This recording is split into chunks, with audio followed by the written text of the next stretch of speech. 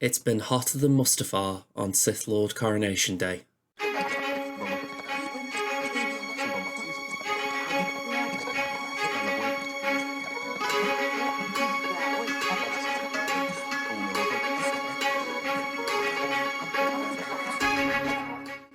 Hello there everyone, welcome back to another Star Wars Galaxy of Heroes video. So yeah, in case you didn't know, it has been a bit hot in the UK the last couple of days especially, but the last week hasn't exactly been cool. So that is part of the reason why I haven't done any videos. Granted, there hasn't been a lot to actually talk about until today, but I thought I'd just put that out there just to explain why it may have been a bit quiet the last week. But yeah, we did get a bit of news last night, or at least last night for me, and yeah, it all comes down to the state of the galaxy, which my face cam is just impolitely obscuring, so let's just change this a moment. Here we go. Here we've got the state of the galaxy. Interesting as far as what's come out. Now, I've heard a lot of reaction already, and for the most part it's been positive. I'm more on the fence than other people, and I will explain why. So, first of all, yeah, you don't need output for everything. You know, my setup is messy sometimes. I don't even intend it to be, but sometimes it's just like, you know what, I'm going to be awkward. Alright, so, first things first, we've got Chrysanthemum coming into the game. I find it interesting that they're calling it Chrysanthemum, not Black Chrysanthemum, which is what, to my knowledge, the character is called. I don't know if there's some political correctness in there. But yeah, we've got Chrysanthemum coming in, so they have already alluded to the fact that Chrysanthemum will not just be a bounty hunter, but it will also be part of a new faction that is the Hutt Cartel.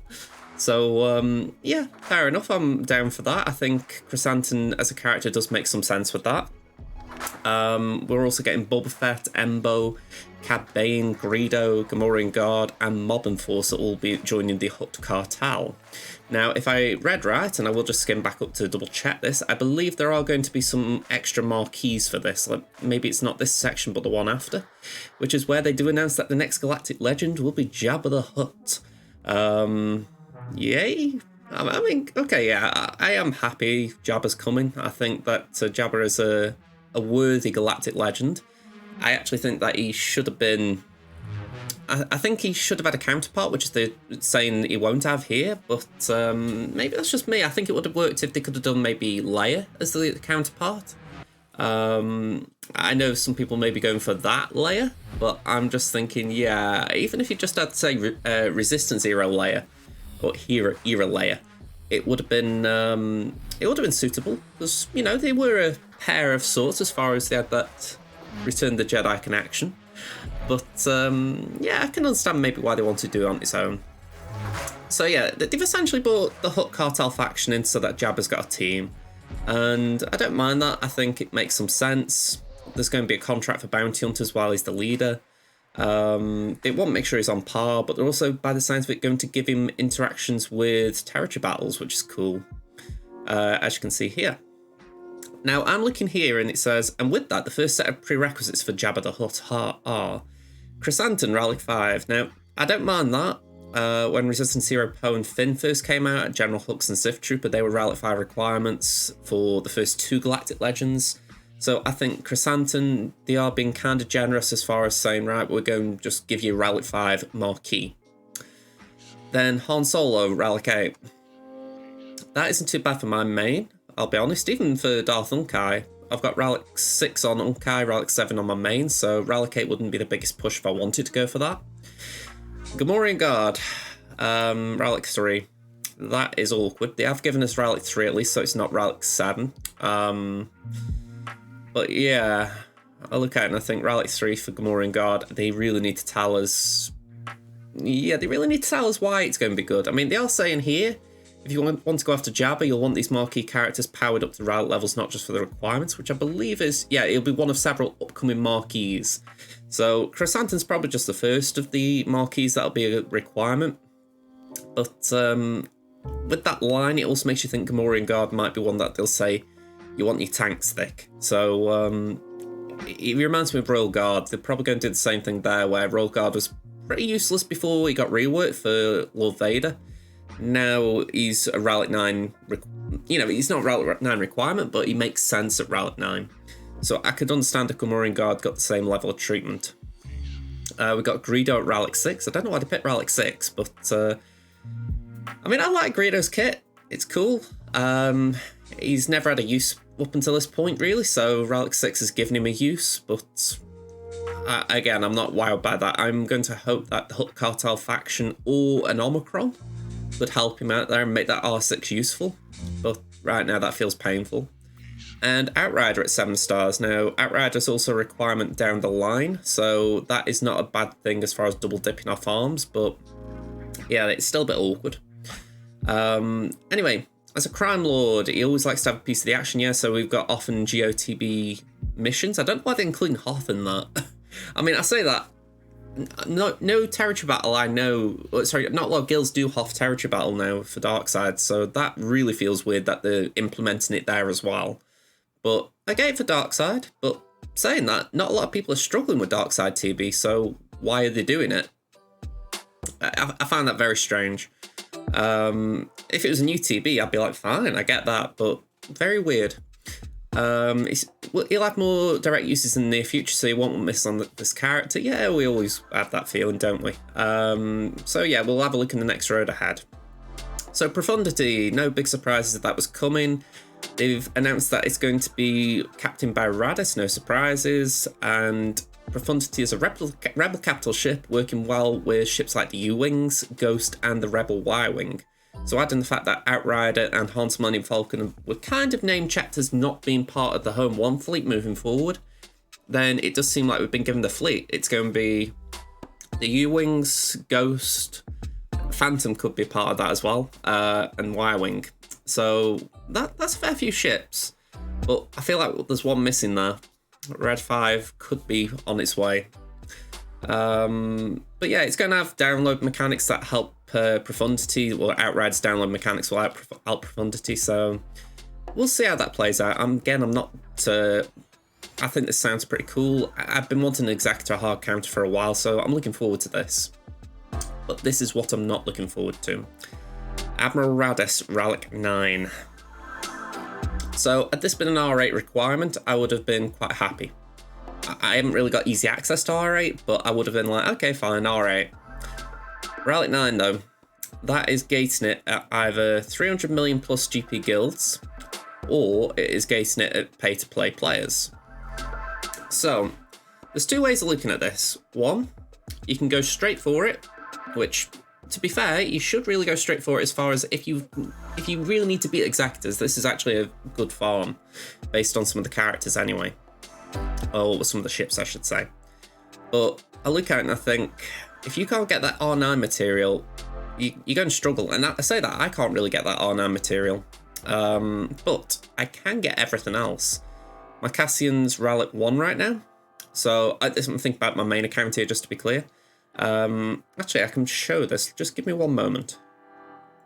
Here we go. So this is Temin's Profundity Rex so far. And I've got 4 stars on Radis because I knew it was going to be a requirement down the line. So I did put some crystals into his marquee packs. We've got Cassian at Relic 1. Dash is my next gear farm. Currently, I'm just finishing off Mara Jade, but Dash will be next. Mon and Biston I've already got done. Jin, what was that, Relic 5 she's needed at? Relic 5, so that's not too bad. I've certainly seen worse. And Hera Relic 5. Again, that's not the word. I mean, okay, Phoenix Relic 5, I can't really sugarcoat that. It isn't great.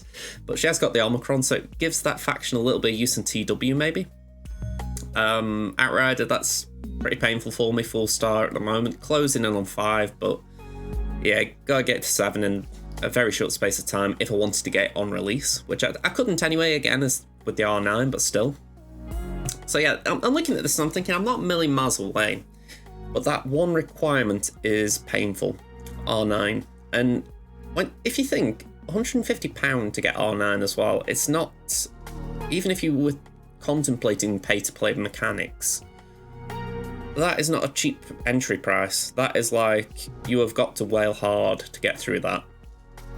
So I'm looking at this with this mindset that right now this is painful.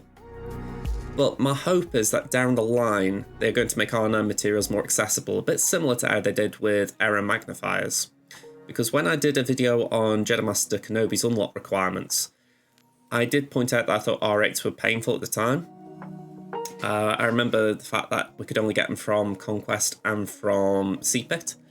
And it was about a month or so after they did start putting them in shipments.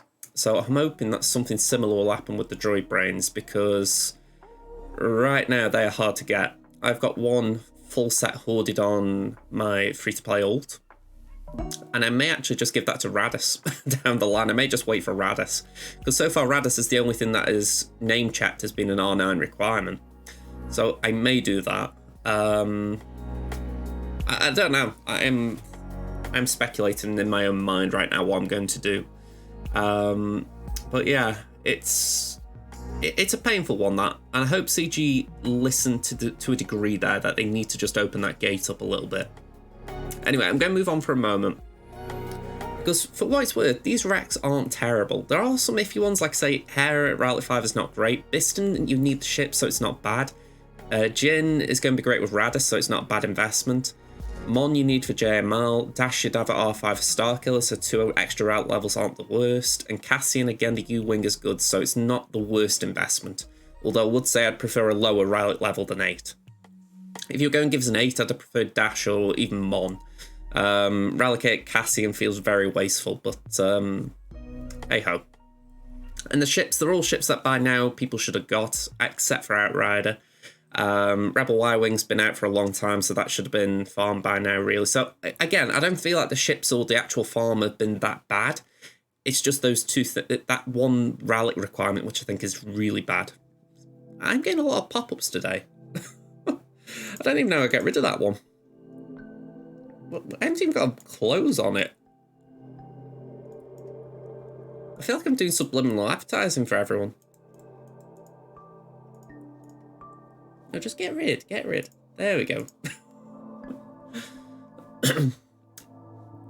So yeah, anyway, next bit, Relic update, which I think was important.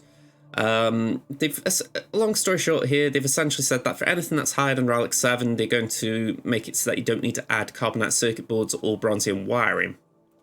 So that is good. It does mean that you've only got 7 Relic levels that you have to do those materials instead of 9. But it's sort of ignoring the issue overall there. It's good, and I'm not taking away from the good, but I look and I think, we've still got the gear problem. I mean, again, I could show my main account, but I'm not logging in right now, where I look and I think, we've got so many characters still. If you're at my GP level, around 6 odd million, maybe less, you've got so many characters that still need to get to gear 12 or 13.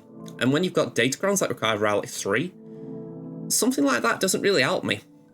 I mean, yes, it means that once I get to Relic 7, the 8s and 9s are easier, but you still need the Aero Mags, you still need the droid brains. So, for me, I don't really care about the fact that the bronziums and the carbonites are not required now, because I still need the other materials, and I need to get to that point in the first place. So for me, they've helped the end game players but cut out the middle game players.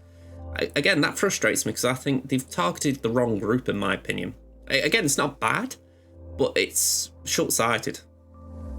But anyway, I'm just looking at that, and that's my take on it.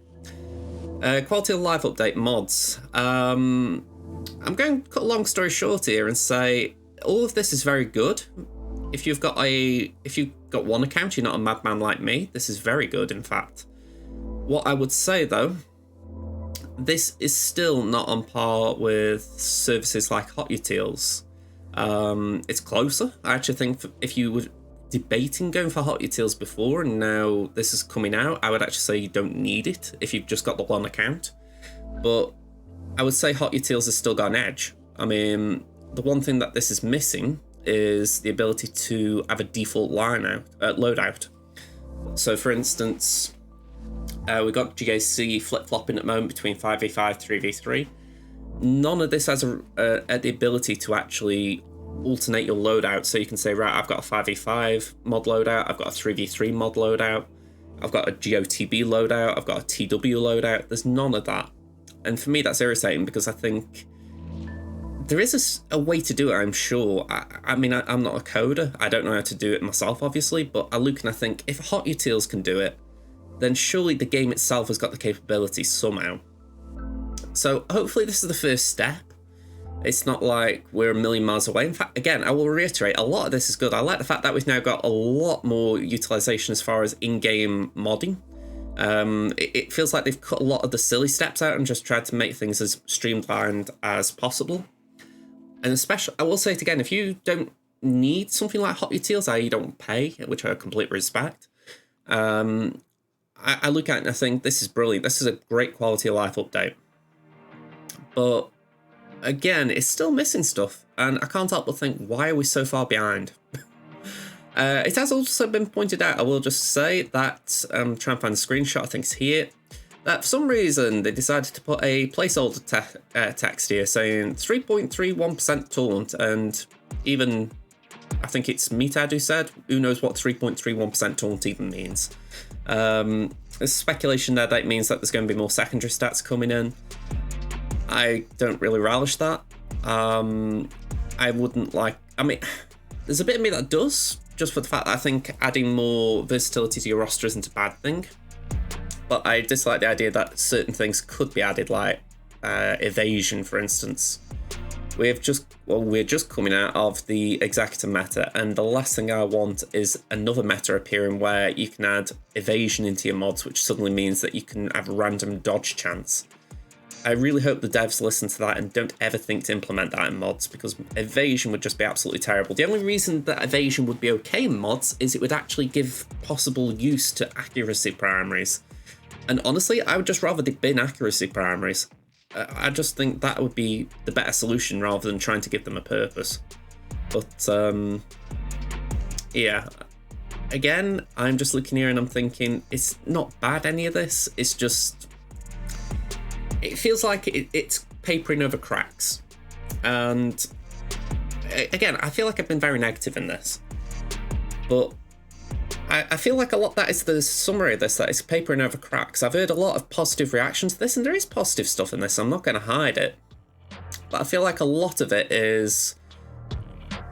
it's essentially whetting appetite as far as the content or the actual quality of life changes we've needed for so long. They've been withheld that long now that just giving us anything has been a good thing. And again, I'm not denying it is a good thing. But I look and I think it's not the things we need. They're good things, like I say. Mod changes, they are good. But if you said to me, would you take mod changes like that? Or would you take fleet loadouts? Would you take a better gear economy at the bottom end so that people can get to gear 12 easier? I would take either of them in a heartbeat. You know, I'd even take the fact that I wouldn't get Profundity or Jabba the Hutt day, well, I wouldn't get in day one anyway, but I would accept the fact I wouldn't be able to get them a lot easier. Because I think, well, at least some of my other characters are going to catch up a little bit.